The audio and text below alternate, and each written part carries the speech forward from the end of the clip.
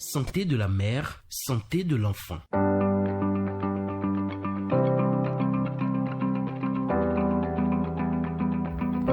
Mesdames et messieurs, bonjour, bienvenue sur votre émission Santé de la mère, santé de l'enfant. Cette émission qui traite des pathologies qui touchent particulièrement les enfants et les femmes. Et bien pour ceux qui ont la chance d'avoir les vidéos, likez ce que nous faisons, partager pour sauver des vies et permettre aux autres également d'éviter le pire avec les méthodes de prévention. Et si vous avez d'autres maladies que vous ne comprenez pas et que vous voulez en savoir davantage, parlez-nous en commentaire. On se fera le plaisir d'aller faire des recherches et vous revenir avec une émission ou en édition de journal. Et ce matin, on s'intéresse au syndrome néphrotique chez les enfants. Avec le docteur Yevedo Torodiade, pédiatre néphrologue, on va chercher à connaître la maladie et surtout comment l'éviter pour ceux qui n'en souffrent pas encore. Donc, tous travaux cessants, prenez note. Docteur Yevedo Torodiade, bonjour. Bonjour mademoiselle Nawala Kabi. Comment allez-vous? Je vais très bien et vous? Ça va très bien. Merci de vous rendre toujours disponible pour nos auditeurs. C'est bon. Voilà, merci. Bien, on va commencer déjà. C'est quoi le syndrome néphrotique? Alors, le syndrome néphrotique, c'est une autre atteinte du rein, plus précisément du glomérule, et qui se caractérise par une perte massive des protéines dans les urines. Le glomérule, je l'avais dit dans l'émission précédente que c'est l'unité fonctionnelle du rein. Donc dans le syndrome néphrotique, l'enfant perd beaucoup de protéines dans les urines et c'est ça le syndrome néphrotique. Alors, est-ce une pathologie fréquente au Bénin? Alors, le syndrome néphrotique, c'est une maladie qui n'épargne aucune race. Donc, c'est une maladie qui est présente dans tous les pays, sur tous les continents. Et donc, c'est une maladie qui est fréquente au Bénin. Alors, sur le continent africain, nous n'avons pas assez de chiffres, mais sur les autres continents, on estime que l'incidence du syndrome néphrotique, quand on dit l'incidence, c'est le nombre de nouveaux cas par an. Okay. Donc, on estime cette incidence entre 2 jusqu'à 12 pour 100 000 enfants vivants. Alors, quand on rapporte un peu ces chiffres à notre pays, puisque nous n'avons pas encore d'études vraiment sur le continent africain, surtout les études qui existent, c'est des études qui sont faites à l'hôpital et qui ne donnent pas vraiment de réels chiffres sur la maladie. Et donc, je disais que si on rapporte ça à notre pays où les enfants constituent au moins la moitié de la population, on peut ici dire, au Bénin ou au Bénin ici, d'accord. ok, on peut dire que on peut aller jusqu'à plus de 700 cas de syndrome néphrotique chez nous par an. Par an. Par an. De nouveaux cas. Oui, de nouveaux cas par an. Voilà, donc c'est une maladie qui n'est pas si rare que ça. Et quand on regarde un peu toutes les maladies du rein qu'on prend en charge au CNHU chez l'enfant, le syndrome néphrotique vient en deuxième position après l'insuffisance rénale aiguë. Donc, vous voyez que c'est pas si rare que ça. Donc, les enfants que nous recevons, que nous traitons au CNHU, quand on voit l'insuffisance rénale aiguë, on voit le syndrome néphrotique après. Voilà ce que je peux dire en ce qui concerne. Est-ce que ces deux pathologies-là sont liées? Non, les deux ne sont pas liés. C'est pour parler des maladies du rein de façon générale. Donc voilà, il y a l'insuffisance rénale. On voit beaucoup les enfants pour l'insuffisance rénale, ou bien ils sont hospitalisés pour l'insuffisance rénale aiguë. Mais en deuxième position, la maladie qui attaque le rein chez l'enfant et que nous voyons au CNHU, il y a le syndrome néphrotique. Donc c'est pour vous dire que c'est une maladie que nous voyons tout le temps et qui est aussi fréquente au Bénin. Voilà, merci. Alors, qu'est-ce qui peut provoquer le syndrome néphrotique chez les enfants? Alors, qu'est-ce qui peut provoquer le syndrome néphrotique? Dans près de 90% des cas, il n'y a pas une cause qui soit identifiée. Voilà, donc on ne sait pas ce qui se passe et que l'organisme de l'enfant, c'est-à-dire son système immunitaire, ce qui nous permet de nous défendre contre les infections, contre les agressions extérieures, s'emballe et produit des substances qui vont au niveau du rein et entraînent des trous entre griffes au niveau de la barrière qui se trouve au niveau du rein et qui empêchent normalement les protéines de passer dans les urines. Normalement, nous n'avons pas vraiment de protéines dans les urines si on en est en très très très petite quantité. Mais du fait de cette anomalie de notre système immunitaire, les protéines vont commencer à passer. Donc dans ce cas, on va dire que le syndrome néphrotique est idiopathique, c'est-à-dire il n'y a pas de cause. Et c'est ce qu'on voit dans 90% des cas, c'est-à-dire 9 enfants sur 10. Après, le syndrome néphrotique peut être secondaire à certaines maladies. On verra ça dans 5 à 10% des cas. C'est comme par exemple un enfant qui est malade, qui a une hépatite virale B, peut parfois faire le syndrome néphrotique. Un enfant qui a l'hépatite virale C peut parfois aussi faire le syndrome néphrotique. Il y a d'autres maladies aussi comme la syphilis qui peut donner aussi le syndrome néphrotique. Donc il y a beaucoup d'autres maladies comme maladies du système qui peuvent donner le syndrome néphrotique.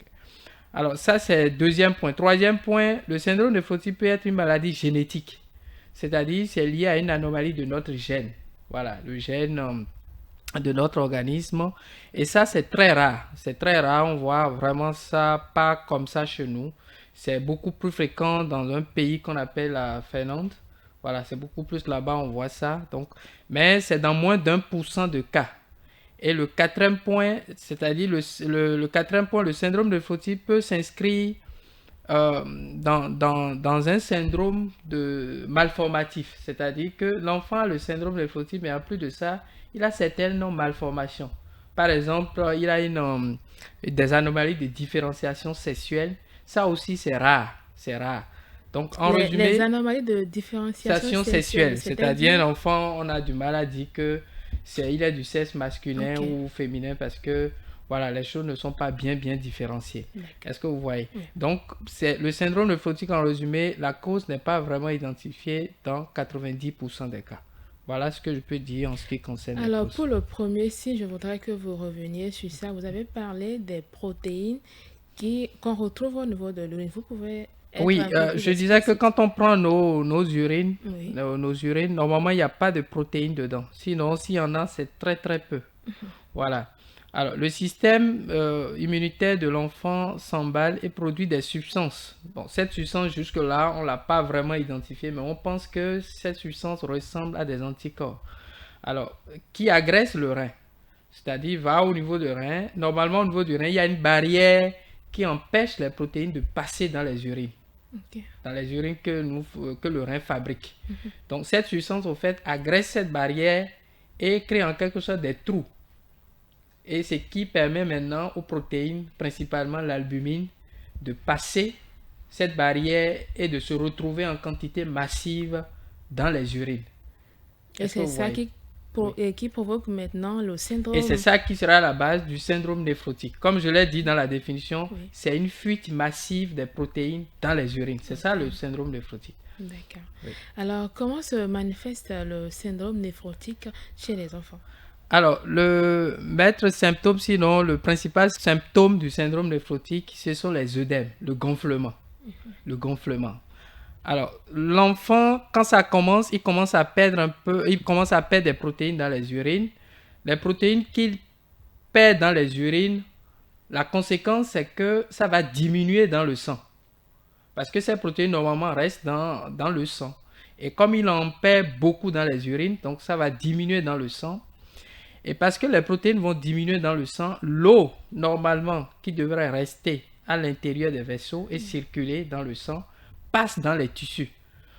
Parce que c'est les protéines qui permettent à l'eau de rester à l'intérieur des vaisseaux. Maintenant, quand ces enfants perdent beaucoup de protéines dans les urines, donc les protéines diminuent dans le sang et l'eau passe dans les vaisseaux. Et l'eau qui passe dans les vaisseaux va entraîner le gonflement. Et ce gonflement, ça a des caractéristiques. Voilà, c'est un enfant au réveil, ça va commencer par des gonflements au niveau des paupières. Vous voyez, les deux paupières sont gonflées et les parents vont constater qu'en journée, ça diminue, voire même ça disparaît. Et c'est le matin, c'est beaucoup plus important. Alors, si les parents ne consultent pas à ce stade, le gonflement va commencer à augmenter de volume. Donc, tout le visage va être pris Après, c'est le ventre va grossir et les pieds vont aussi prendre. Est-ce que vont être atteints, j'allais dire. Est-ce que vous voyez donc, in fine, l'enfant va être gonflé de partout. Est-ce que vous voyez donc, c'est le principal symptôme. Maintenant, comme l'eau n'est plus à l'intérieur des vaisseaux, et la quantité d'urine que l'enfant émet par jour, ça va diminuer. Les parents vont constater que il urine peu. Est-ce que vous voyez? Parce qu'il faut que l'eau reste dans les vaisseaux pour que le rein puisse éliminer le surplus que nous avons. Donc, l'enfant urine très peu. Les parents peuvent aussi constater aussi que quand l'enfant urine, ça fait beaucoup de mousse. À cause des protéines qui sont dans les urines là. C'est les protéines là qui font mousser abondamment les urines. Est-ce que vous voyez? Donc, voilà. Donc, en dehors de ça, c'est un enfant qui va bien, qui a un état général qui est bon.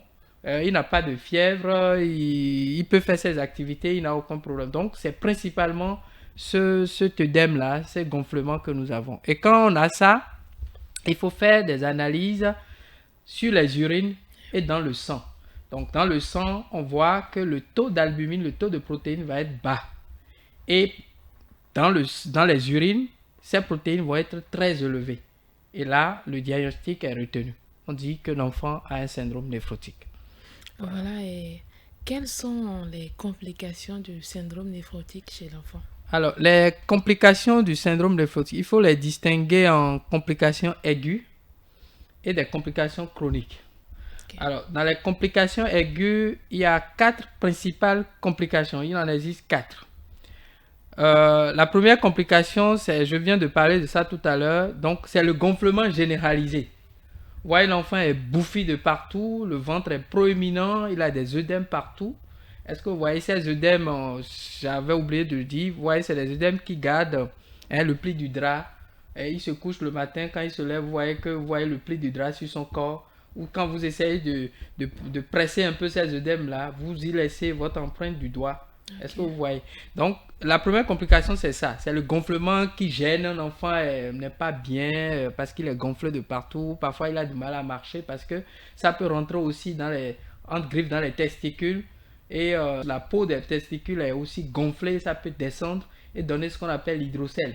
Est-ce que vous voyez? Donc, c'est la première complication. Deuxième complication, un enfant qui fait le syndrome néphrotique est à risque de faire beaucoup d'infections.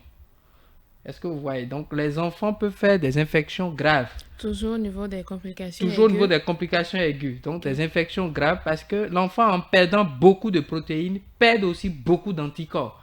Les anticorps qui le protègent contre les infections. Donc, il va faire beaucoup d'infections, surtout l'infection à un microbe qu'on appelle le pneumocoque, qui peut attaquer le cerveau, qui peut attaquer le poumon, et qui peut attaquer aussi le ventre, donc, et c'est une cause fréquente de décès.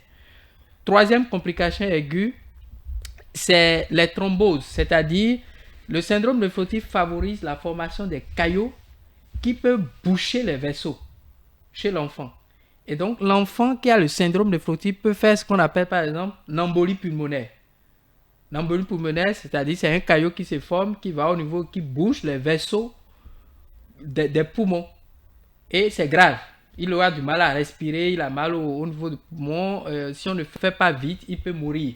Ou il peut former des caillots dans le cerveau, au niveau du cerveau, et faire ce qu'on appelle accident vasculaire cérébral. Vous voyez, les AVC. Le syndrome néphrotique peut donner des AVC.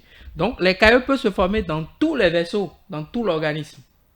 C'est une complication majeure du syndrome néphrotique. Le quatrième complication aiguë, comme l'eau n'est plus dans les vaisseaux, l'enfant a tendance à avoir moins d'eau dans les vaisseaux.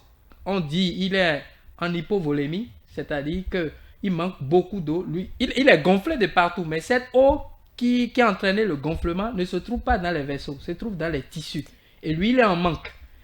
Et quand c'est très sévère, donc il va faire ce qu'on appelle un état de choc, hypovolémique. Donc il a des extrémités froides. Vous voyez, des extrémités froides, il a une tension qui est très basse, son cœur qui bat très vite, et si on ne fait pas vite, si on ne le voit pas à ce stade, qu'on le prend en charge, il peut mourir. Est-ce que vous voyez? Donc ça, c'est les 4 principales complications aiguës. Les complications chroniques vont survenir quand on n'arrive pas à vite traiter la maladie. C'est-à-dire on n'arrive pas à vite faire disparaître les protéines des urines de cet enfant-là. Et donc, en perdant beaucoup de protéines, donc il peut avoir du mal à grandir. Est-ce que vous voyez? Donc, il peut avoir du mal à grandir, il peut être dénutri, c'est-à-dire il n'est pas en bon état nutritionnel. Et, il peut avoir des taux de lipides qui est très élevé dans le sang. Est-ce que vous voyez? Donc, ça, c'est des complications chroniques qui peuvent venir surtout quand on ne prend pas, quand le problème n'est pas vite réglé. Et l'autre complication chronique, c'est l'insuffisance rénale chronique dont on a parlé ici. Qui vous souviennent que j'avais dit que la deuxième cause majeure de l'insuffisance rénale chronique chez l'enfant, c'est les glomérulonéphrites chroniques. Voilà, donc le syndrome néphrotique en est un exemple et qui peut évoluer vers l'insuffisance rénale chronique. Mais surtout, c'est des enfants qui n'ont pas répondu au traitement de première ligne. Voilà ce que je peux citer comme complications du syndrome néphrotique. Alors, ça a dit que si le syndrome néphrotique chez l'enfant n'est pas vu traité, l'enfant peut alors faire l'insuffisance rénale? Alors oui, l'enfant peut faire l'insuffisance rénale chronique. L'enfant peut faire l'insuffisance rénale chronique dans un type particulier sur lequel je vais revenir après dans le traitement, qu'on appelle le syndrome néphrotique cortico-résistant. Donc je vais revenir là-dessus plus tard, mais il faut garder que l'insuffisance rénale chronique peut être une complication du syndrome néphrotique. D'accord. Alors, comment vivre avec un syndrome néphrotique? Alors, je l'ai dit tout à l'heure que le syndrome néphrotique, l'enfant qui a le syndrome néphrotique, il est bien. En dehors des gonflements, c'est un enfant qui a un état général conservé. Et donc, rien n'est interdit chez cet enfant-là. Parce que ce qu'on voit généralement, quand les enfants sont gonflés, on leur interdit beaucoup de choses. Oui. Un enfant qui a le syndrome néphrotique, il peut tout faire. Donc, c'est un enfant qui ne doit pas rester à la maison. Il peut aller à l'école. Okay? Il peut aller, c'est même vivement conseillé parce que si vous le gardez à la maison et on le prive de ses activités ludiques, qu'on l'empêche de se déplacer, c'est un risque de formation de caillots dans les vaisseaux sanguins. Et donc, cet enfant doit aller à l'école, il doit s'amuser comme tout enfant. Okay? Il doit manger tout. Parce que quand on reçoit certains enfants, on voit les parents qui ont interdit à cet enfant de manger tout ce qui est protéines, c'est-à-dire viande, poisson, haricots, on interdit tout à l'enfant. Non, on ne doit rien interdire à des enfants qui ont un syndrome néphrotique. Donc, ils peuvent tout manger, sauf au début, quand ils ont beaucoup d'œdème, on fait une restriction du sel, c'est-à-dire on doit diminuer le sel dans leur alimentation, on doit faire une restriction d'apport en eau, un peu, c'est tout. Sinon, tout le reste, l'enfant qui a le syndrome néphrotique, il doit tout manger et normalement. Après, ces enfants, ils sont à risque de faire beaucoup d'infections, donc j'ai parlé de ça tout à l'heure. Oui. Donc, leur vaccination, on doit les mettre à jour pour réduire ce risque-là. Et c'est un enfant qui doit bouger normalement. La vaccination, c'est au niveau des maladies infectieuses ou c'est... Oui. Okay. J'ai parlé d'un gène particulier qui est d'un microbe qui crée beaucoup de complications, qu'est le pneumocoque. Donc, il y a un vaccin qui existe. Donc, quand on reçoit ces enfants-là et qu'on regarde, on voit qu'ils ne sont pas à jour du point de vue de leur vaccination. Donc, rapidement, il faut mettre à jour surtout le vaccin contre ce microbe-là pour éviter que ça crée des complications chez eux. La grosse difficulté, comme c'est une maladie qui demande qu'on prenne des médicaments sur plusieurs semaines, voyez, c'est en cela que ça devient compliqué chez nous.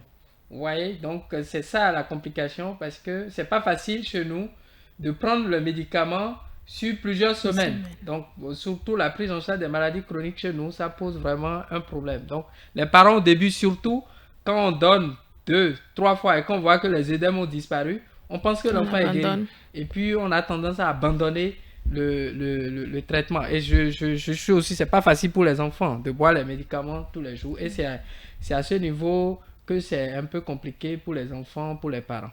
Voilà. Alors, pour ce que vous avez parlé de gonflement au niveau des enfants et vous avez dit qu'ils peuvent tout faire, est-ce qu'ils n'auront pas la facilité à se blesser?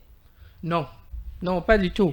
Il n'y a pas de... Bon, il doit faire attention comme tout le monde. Il est comme tout le monde pour ne pas se blesser. Mais on ne doit pas lui interdire, d'aller à l'école. Peut-être là où ça devient gênant, c'est quand ils sont vraiment gonflés et eux-mêmes, ils n'ont pas envie d'aller à l'école de peur de se faire vraiment embêter par leurs camarades et tout ça. Donc, c'est en ce moment. Sinon, un enfant qui a un syndrome néphrotique, on ne doit rien lui interdire. Voilà. D'accord.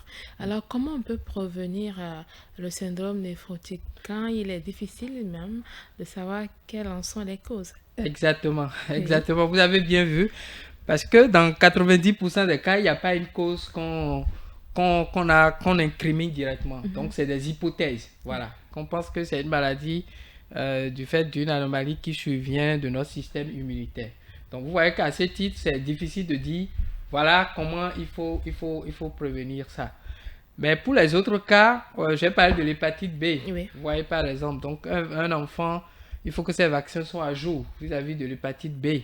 Vous voyez un peu? Donc, c'est ça. Sinon, il n'y a pas vraiment grande chose à dire en ce qui concerne la prévention. Ce Dans qu'on ce peut dire, dans ce c'est cas-là, de c'est vite consulter. compliqué, hein?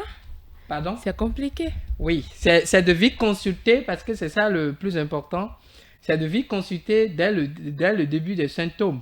Voilà. C'est aussi une sorte de prévention.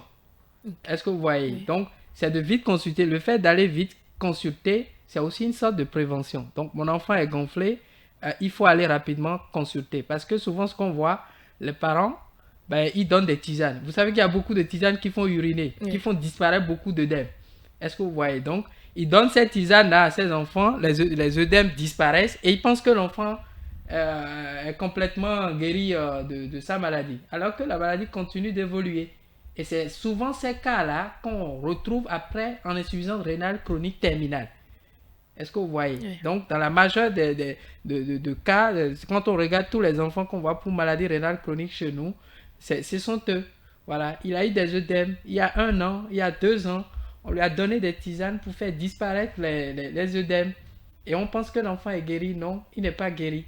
Parce que les protéines sont toujours là dans les urines. Et les protéines, le rein les perçoit comme un corps étranger et réagit vis-à-vis de ça. Donc, il y aura une inflammation au niveau du rein et c'est ça qui va détruire le rein progressivement.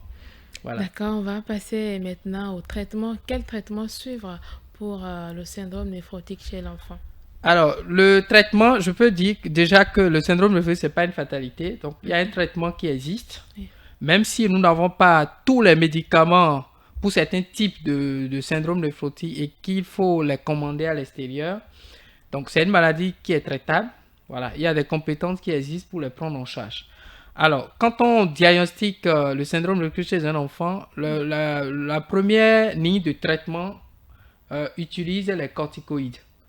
C'est un médicament qui existe chez nous, qu'on prescrit. Et donc, on va donner à cet enfant, on va mettre cet enfant sous corticoïdes. Et c'est un médicament qu'il faut prendre tous les jours, au milieu des repas, tous les matins. Voilà, il faut prendre ce médicament. Et quand on prescrit ces médicaments, parce que ces médicaments aussi a des effets secondaires, donc on accompagne ça d'autres médicaments.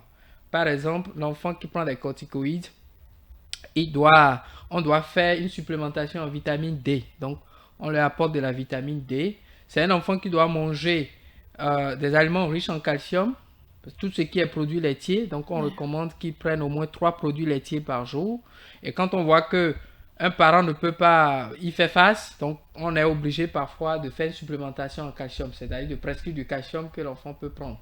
C'est un enfant qui doit aussi consommer des aliments riches en potassium, notamment les fruits. Tout ce qui est fruits est riche en potassium. C'est un enfant qui doit faire attention un peu à tout ce qui est sucré. Donc on recommande ça au début, surtout quand ils sont sous corticoïdes, ils doivent faire un peu attention parce que les corticoïdes ont tendance à augmenter le taux de sucre. Vous voyez un peu, donc, et l'enfant doit faire ses activités sportives, comme je l'ai dit, donc il doit bouger. Donc on met ce traitement-là au début. Alors, la suite, ça va dépendre de la réponse du syndrome néphrotique aux corticoïdes. Dans 85 à 90% des cas, le syndrome néphrotique va être dit corticosensible, c'est-à-dire il réagit à ce traitement-là. Est-ce que vous voyez? Et quand ils sont corticosensibles, nous on est content parce que sur le long terme, ça n'a pas de risque sur la fonction du rein. C'est-à-dire qu'il n'y a pas de risque d'insuffisance rénale chronique sur le long terme. Alors que dans 10 à 15% des cas, ces enfants-là ne vont pas du tout réagir aux corticoïdes. Donc on va les appeler des enfants cortico-résistants. Donc ils sont résistants aux corticoïdes. Et c'est eux qui peuvent, à la longue, évoluer vers l'insuffisance rénale chronique. Est-ce que vous voyez? Oui, oui. Donc, la première phase du traitement, donc, c'est des corticoïdes, ils vont prendre pendant 1 mois. Alors, s'ils sont corticosensibles, on est content. Est-ce que vous voyez? Oui. Et on va à la suite, on donne la suite du traitement et généralement, ça se passe bien. Maintenant, dans ce groupe de corticosensibles, il faut distinguer encore 3 sous-groupes. Alors, il y a des enfants qui vont juste faire un seul épisode du syndrome néphrotique. Donc, ils ont les œdèmes une fois, on traite et c'est fini, ça ne va plus revenir. Mais toujours dans ce groupe, dans ce sous-groupe, ou soit il fait une seule fois, ou ça peut revenir 1 an, 2 ans, 3 ans après. Et on va traiter de la même manière, ça va passer. Ça, c'est le premier sous-groupe. Deuxième sous-groupe des corticosensibles, c'est ceux-là qui vont faire des rechutes fréquentes. C'est-à-dire en 6 mois, il peut faire plus de 2 épisodes. Vous le traitez là. Le traitement général, ça dure 2 mois. Avant, c'était 6 mois. Donc, il y a des études qui ont réduit la durée de traitement. Donc, cet enfant-là, vous voyez, donc, va faire plusieurs rechutes. Dans ce cas, les corticoïdes, ça ne suffit plus. Il faut ajouter d'autres médicaments que nous n'avons pas chez nous. Est-ce que vous voyez? Oui. Donc, le troisième sous-groupe de ce grand groupe de corticosensibles, c'est ceux-là qu'on appelle les corticodépendants. C'est-à-dire, dès que vous commencez à diminuer, parce que quand on donne les corticoïdes, à un moment donné, on commence à diminuer. Quand on commence à diminuer, les choses s'aggravent encore. Donc, on est obligé de retourner à la dose initiale. Vous voyez, par exemple? Oui. Donc, ceux-là, on les appelle des corticodépendants. Aussi, en plus des corticoïdes, souvent, il faut ajouter des immunosuppresseurs, des médicaments qu'on commande, ok, et dont beaucoup de parents n'arrivent pas à y faire face. Est-ce que vous voyez un peu? Oui. Voilà. Donc, c'est là où ça se trouve la difficulté, parce que c'est des médicaments qui sont chers, qu'il faut commander en Europe et qu'il faut prendre sur plusieurs mois. C'est vrai qu'on a certains parents qui arrivent à y faire face, parce que quand on commence, c'est minimum 6 mois. Parfois, il faut aller jusqu'à 18 mois de traitement pour éviter que ces enfants fassent des rechutes. Maintenant, quand on est cortico-résistant, ça ne veut pas dire qu'il n'y a pas de traitement. Il y a de traitement. Oui. Il y a de traitement. Et normalement, ces enfants-là, il faut prélever, il faut aller faire ce qu'on appelle une biopsie rénale. Il faut aller faire un prélèvement du rein, d'une partie du rein qu'il faut analyser pour avoir une idée réelle de ce qui se passe. Ce prélèvement, ça coûte cher. Voilà, il y a des compétences pour pouvoir faire ce prélèvement. Mais là où il faut l'analyser aujourd'hui au Bénin, on n'a pas encore de compétences pour ça. Voilà, pour faire cette analyse-là. Donc, il faut envoyer à l'extérieur et ça coûte un peu cher. Donc, ces enfants aussi, il faut les traiter avec des médicaments qu'il faut commander à l'extérieur. Voilà. Déjà, merci, docteur, pour toutes ces explications. Nous sommes déjà à la fin de l'émission. Est-ce que vous avez des conseils pour nos auditeurs? Alors, merci beaucoup, mademoiselle Nawal Kobi. Oui, les conseils à donner, c'est que quand un enfant a des œdèmes, est gonflé, il faut aller consulter. Voilà, c'est vrai que le gonflement n'est pas seulement lié à une atteinte du rein. Quand on a un problème du cœur, on peut être gonflé. Quand on a un problème de foie, on peut être gonflé. Quand on est dénutri, on peut être gonflé. Mais dès qu'on a un gonflement, quand c'est un enfant, il faut rapidement aller consulter et chercher à voir un pédiatre ou au mieux un néphrologue pédiatre pour que cet enfant soit pris en charge pour éviter l'insuffisance rénale chronique dont la prise en charge chez nous aujourd'hui pose encore de problèmes chez l'enfant. Je vous remercie. Voilà, merci, chers auditeurs, merci pour votre aimable attention. Je vous le disais à l'entame de cette émission, pour des éventuelles préoccupations, contactez-nous au numéro WhatsApp de la radio 57 00 00 62, appel téléphonique au 57 00 00 60. Je rappelle le numéro WhatsApp 57 00 00 62. Appel téléphonique au 57 00 00 60. Merci à vous, Dr Yevedo Torodiade, d'être toujours là pour nous édifier. Alors, prenez soin de vous, chers auditeurs. Bon début de semaine à chacun et à tous. Merci. Santé de la mère, santé de l'enfant.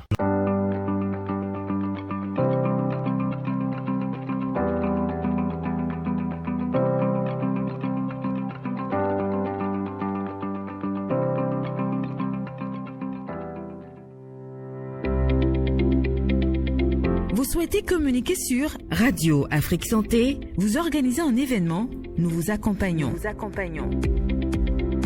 Faites la promotion de votre événement sur Radio Afrique Santé. Radio Afrique Santé. Pour plus d'informations et pour tout renseignement, rendez-vous sur notre site www.radioafriquesanté.com.